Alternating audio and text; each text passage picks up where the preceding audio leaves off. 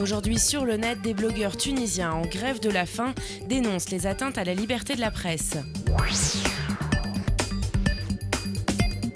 Des artistes syriens se mobilisent pour soutenir la révolution.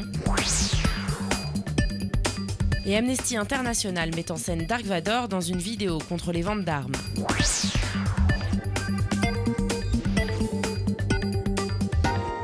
Depuis plus d'une semaine, le journaliste et blogueur tunisien Ramzy Betayeb, aussi connu sous le pseudonyme de Winston Smith, est en grève de la faim.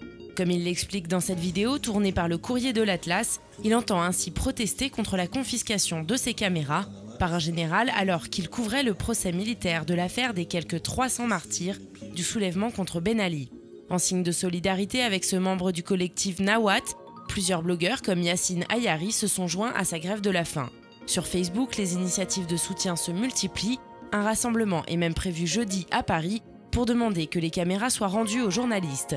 Et sur Twitter aussi, les messages d'indignation et de solidarité avec les blogueurs en grève de la faim affluent, notamment autour du mot-clé « liberté de presse ».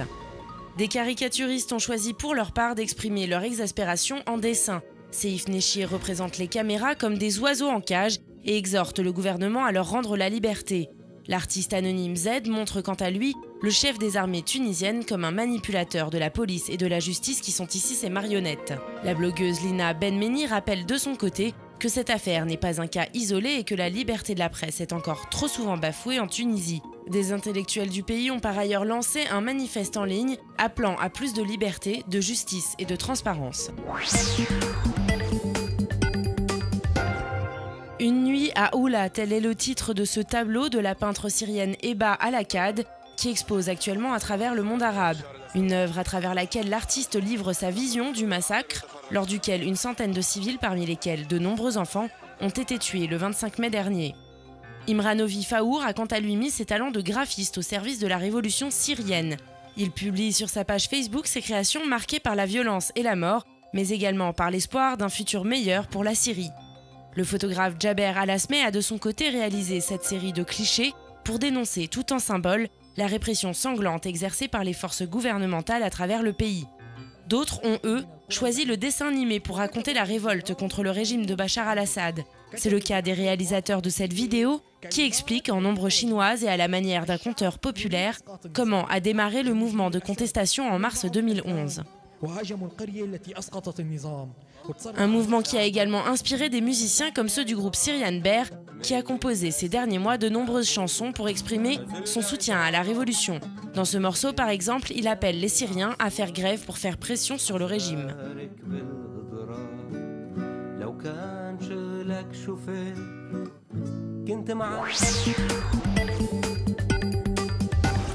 Le 6 juin 1944, les soldats alliés débarquaient sur les plages de Normandie pour libérer l'Europe de la férule nazie.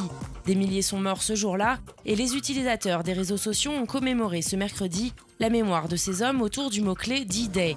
Certains ont choisi des photographies pour se souvenir, tandis que d'autres ont évoqué les sanglots longs des violons, la fameuse phrase code utilisée pour lancer l'opération. Et plusieurs comptes historiques ont même proposé un suivi heure par heure de ce qui s'est passé lors de ce jour J. Avez-vous déjà rêvé de creuser un trou jusqu'à l'autre bout de la Terre? Si c'est le cas, vous risquez d'être déçu et d'atterrir en plein milieu d'un océan. C'est ce que l'on peut constater grâce à un site qui utilise Google Maps. En vous localisant sur la carte qui figure en haut, il calcule automatiquement quel est précisément le point aux antipodes de la carte en dessous. On y découvre par exemple que Bogota est à l'opposé de Jakarta ou que le nord de la Chine est à l'autre bout du monde du Chili. L'association Amnesty International est connue pour ses campagnes choc en faveur des droits de l'homme. Et une fois de plus, elle frappe fort avec cette caméra cachée dans une usine d'armes de la société Herstal en Belgique. Après quelques négociations entre le chauffeur de la limousine et le gardien du site, Dark Vador et ses Stormtroopers sortent du véhicule et on refuse de leur vendre des armes. Pourquoi alors continue-t-on à en vendre à des tyrans, demande Amnesty, qui incite à signer une pétition pour que soit respecté le traité sur le commerce des armes. Comment ça? Non, lui non. Non, c'est mon patron, monsieur. On vous vendra pas d'armes.